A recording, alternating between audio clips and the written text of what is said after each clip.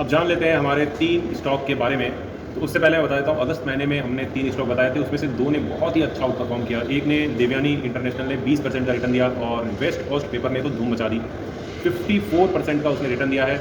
और एक और स्टॉक बताया था, उसने हमारे स्टॉप लॉस को पहले हिट किया, निखिल एडहेसिव। उसने 5% के स्टॉप लॉस को हिट किया, उसके बाद फिर उसने 68% का रिटर्न दिया। लेकिन वो स्टॉप लॉस नहीं मानेंगे, उसे 5% रिटर्न माइनस नहीं मानेंगे।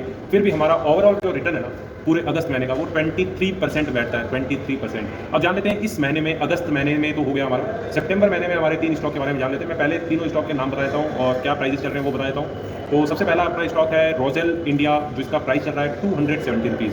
अब रोजेल इंडिया किस चीज़ की कंपनी मालूम आपको? चाय पीते हैं ना घर में, तो रोजेल इंडिया चाय ही बनाती है।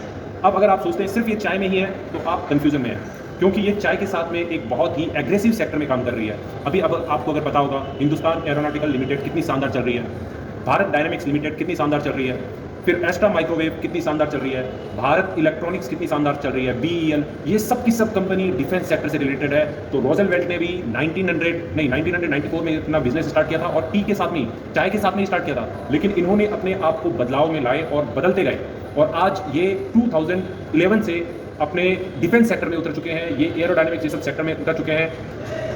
और 2011 से अभी इनका इतना अच्छा कारोबार चल रहा है। इनका इवन इजराइल के साथ में भी इनका कोलैबोरेशन चल रहा है, यूएसए के साथ में है, वहाँ पे भी ये सप्लाई करते हैं, इंडिया के अंदर में सप्लाई करते ही हैं। अब इसके बारे में थोड़ा सा, इनकी कंट्रीब्यूशन के बारे में थोड़ा सा समझेंगे ना, कि चाय में कितना कंट्रीब्यूट करती है और इस डिफेंस सेक्टर में कितना करती है।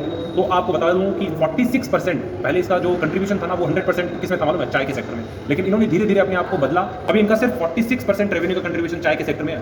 और चाय भी इनकी सिर्फ इंडिया में ही नहीं बल्कि फॉरेन में भी एक्सपोर्ट होती है, इंडिया के अंदर में तो होती है, बाहर में भी अच्छे से एक्सपोर्ट होती है। तो ये एक ओवरऑल बहुत ही अच्छी सुलझी हुई कंपनी है। इसका चार्ट भी देखेंगे तो चार्ट भी बहुत अच्छा काम कर रहा है, ये अपने हाइस के पास में काम कर रही है और इसमें बहुत अच्छी कैपेबिलिटी है कि यहाँ से और भी ऊपर जाए। अगर इसे देखा जाए तो रोजवेल्ट का आप अगर 250 का स्टॉप लॉस लगा के चलेंगे तो आपका जो टारगेट बनता है वो बनता है 290 का, 320 का और 400 रुपीज़ तक भी ये जाने की कैपेबिलिटी रखती है। मैं पूरे साल भर की बात नहीं कर रहा हूँ, ये 1 महीने की बात कर रहा हूँ। आपने अगर मेरे पहले के वीडियो देखे होंगे तो उसमें भी आपको पता होगा कि जो मैं स्टॉक बताता हूँ वो लगभग 50-60% भी रिटर्न देने की कैपेबिलिटी रखते हैं। इवन कोई स्टॉक ने तो 100% रिटर्न भी दिया है। अब हम दूसरी कंपनी के बारे में जान लेते हैं। तो दूसरी कंपनी हमारी है RIIL।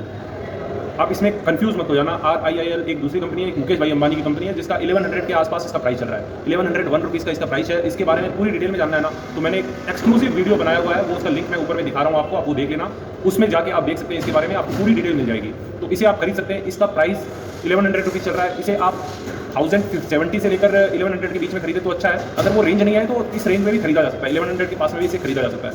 995 का इसमें आपको स्टॉप लॉस रखना है और इसके टारगेट जो बन के आते हैं वो, और इसके जो टारगेट बन के आते हैं वो है 1150 रुपये, 1250 रुपये और 1350 रुपये भी ये जाने की कैपेबिलिटी रखता है। इवन आप अगर लंबे टाइम के लिए इसे होल्ड करके रख सकते हैं तो ये 3000-4000 की कैपेबिलिटी भी रखता है ये स्टॉक। बस आपको स्टॉप लॉस उस समय ध्यान रखना है। अगर आप लंबे टाइम के लिए अगर खरीदे ना तो स्टॉप लॉस आपका स्ट्रिक्टली 800 होना चाहिए। अब हमारी तीसरी कंपनी जान लेते हैं। तीसरी कंपनी हमारी है यस पक्का। यस पक्का के बारे में मैंने पहले भी डिस्कस किया था, मैंने अपने जुलाई मंथ के वीडियो में भी इसके बारे में बताया था। वो वीडियो आप जाके देख लेना। यस पक्का के बारे में पूरा डिस्क्राइब किया हुआ कि क्या करती है कंपनी, कैसे करती है, क्यों करती है, किस लिए करती है, सारा डिटेल वहाँ दिया हुआ है।